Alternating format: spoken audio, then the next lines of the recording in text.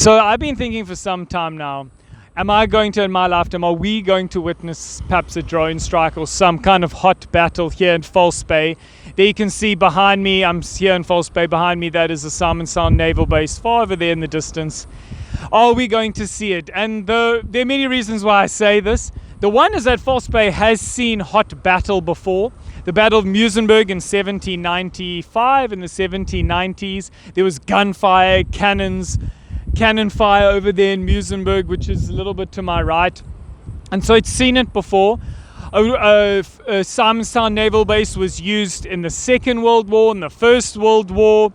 It's a very strategic point down here, being at the bottom of Africa, so globally in terms of shipping lanes and military bases, it's very strategic from that perspective. It was obviously used to fight communism during the Cold War, and so it's been a base for conflict before, and False Bay, as I said, has seen hot gunfire. Now, the reason why I'm saying this in our lifetime is because we're seeing global tensions between China, the Chinese side, and the American side. Everyone knows this. This is nothing new. And with the recent events that have been happening that, I don't need to mention because you all know, it makes us think what's going to happen here. A couple years ago, the Lady R was based here. We've had repeated naval exercises here in the base in Simonstown. And the naval exercises have been with the Chinese bloc of the sort of bloc that has formed globally, where you have China, Iran, and so forth. And so we've had those naval exercises with those players already here in False Bay, which makes this a point of focus for it's a strategically globally important place for that reason, and it will become so. And so are we going to see something here? And I don't know the answer to that. I would certainly not wish war or battle on anyone, but we have to be realistic that this is where we find ourselves. And so the people of the Deep South need to wake up.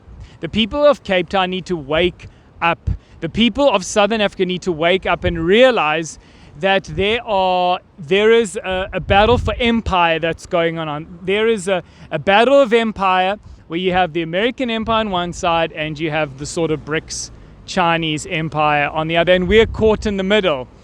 Who is doing what is best for Southern Africa? Who is putting Southern Africa first? What political parties? I can't see many.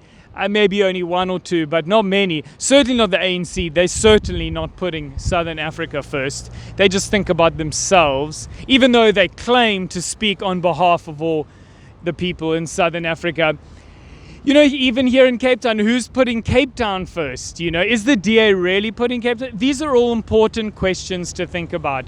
And they're ones that we must think of if we're going to be responsible, if we're going to be adults, if we're going to be wise, if we're going to try to make the best out of an increasingly difficult situation. So the way forward is the way that we have always sort of done it, which is to do what's in the interest of your community. It's to do what's in the interest of the people in your road, to get to know your neighbor, to form local, strong, independent institutions, independent media, independent education, independent business networks, independent resources, independent security clusters.